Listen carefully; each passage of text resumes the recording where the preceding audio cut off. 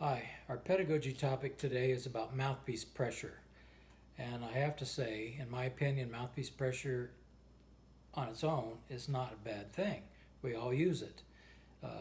They've done a lot of measurements, and even the best of players, Maynard Ferguson, Doc Severinsen, players who play with really great power and range, use up to 30, maybe 32 pounds per square inch of mouthpiece pressure.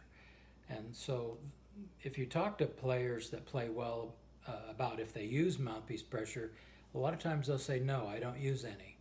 And I think the reason for that is because when you play correctly, if your embouchure is formed correctly and you're firming it the right way, you don't notice the pressure. Well, eventually you will when you get real tired, but for a long time, many hours, you can play and it won't get to you. So to me, it's kind of like squeezing your hands together. If you squeeze both hands equally, you don't notice the pressure of it. But you squeeze one and not the other, it hurts pretty easily. So we have to make sure that we get the pressure on the two lips in a certain proportion. And there's been studies done that show that the majority of the mouthpiece pressure should go on the bottom lip. This is pretty much an indisputable fact now.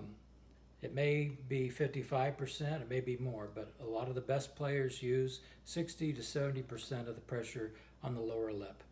And I notice that when I watch a lot of the big band players at the end of a concert, a couple hours into it, between tunes, they're massaging their lower lip. And I talk to them after the concerts and I ask them why they're doing that. They say their lower lip is killing them. I said, does your top lip hurt? And they say, yeah, well, a little, but it's mainly the bottom lip.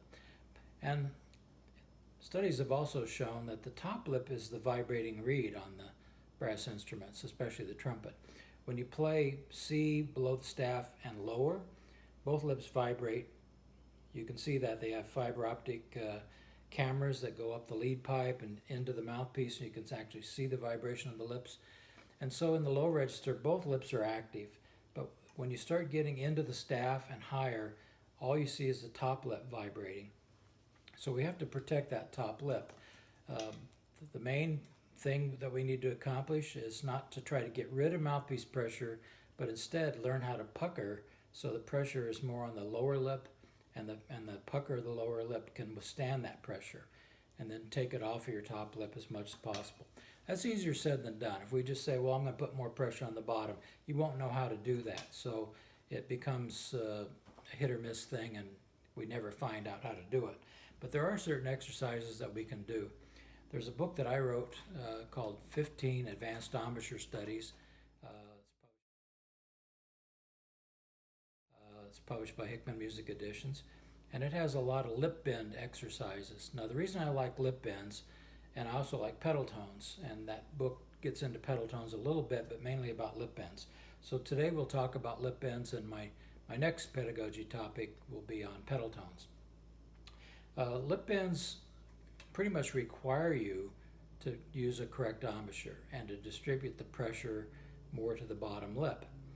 And beginners can't do these, they're not strong enough. So I think you need to have been playing for a few years and have a reasonable embouchure. But I think certainly by the time you're a good high school player and up, you can do these.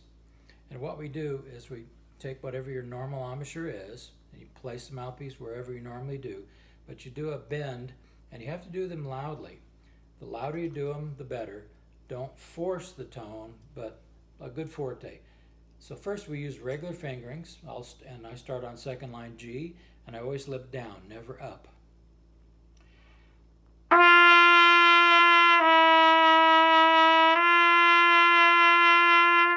Then take it off, rest a few seconds. Now do it again all open. Sometimes I finger the lead pipe just for timing, but I'm doing it all open.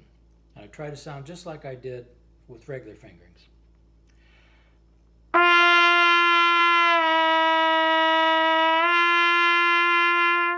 Take it off and rest, then go down half step.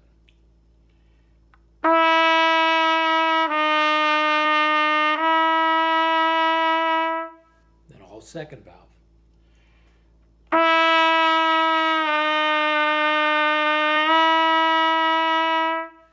continue that kind of sequence down into the pedal tones, at least down to the low F sharp, getting an F natural. What you'll find when you play those loudly is that the muscles that come straight down from the corners, they're a fairly large set of muscles, get very, very firm. I call it the stationary frown. We want the corners to be firm, but that by itself may not be enough. What you need to do is feel like you're frowning, but don't move the corners out of position. And when you do that, these firm up and the chin becomes flat and firm. The lower lip becomes very firm and puckered, and that can withstand the pressure of the mouthpiece. So that basically is showing you what your embouchure should be. In a lot of cases, players may find, because of the pucker of the lower lip, that the mouthpiece shifts, the bell wants to tilt up. It may not be too noticeable on the lip bends, but on pedal tones it becomes more noticeable. You can also do whole step bends.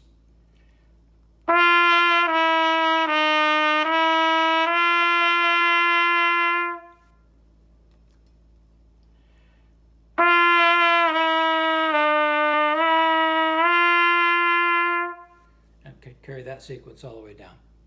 The book also goes into exercises that do step and half, da da da da da da, down to 3 half steps, and then do those with the same fingering all the way down, resting in between. Then later you'll get to where the pucker becomes an automatic, when you feel like that's just how you should set. And I find that a lot of people find that the third note of a lip bend, that third note feels and sounds really good.